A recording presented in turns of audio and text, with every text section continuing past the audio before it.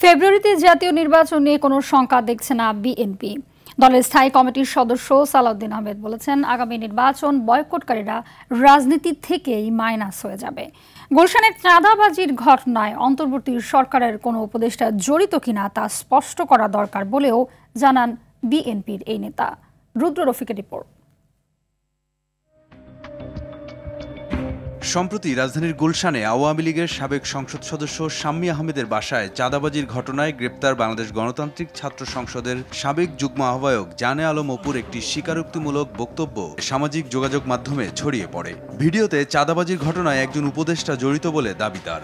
সাদা CF motor বাইকে helmet লাগানো অবস্থায় আমার সাথে কথা বলতেছিলেন একজন উপদেষ্টা।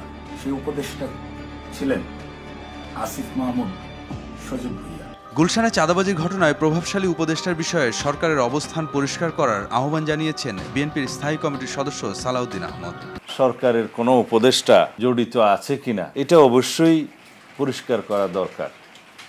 এটা জনগণের সামনে সেই প্রশ্নের উত্তরটা তুলে ধরা দরকার, যাদেরকে এটা এখানে উদ্দেশ্য করে এই বক্তব্য দেয়া হয়েছে। যদি এটা না হয় তাহলে এই অন্তর্বর্তীকালীন সরকারের উপদেষ্টাদের নিয়ে আরও বেশি প্রশ্ন উত্থাপিত হতে থাকবে। আসন্ন জাতীয় নির্বাচন নিয়ে বিভ্রান্তিকর বক্তব্য পরিহার করতে রাজনৈতিক দলগুলোর প্রতি আহ্বান জানান সালাউদ্দিন আহমেদ। আমি নির্বাচন নিয়ে কোনো সংশয় সংখ্যা দেখি না।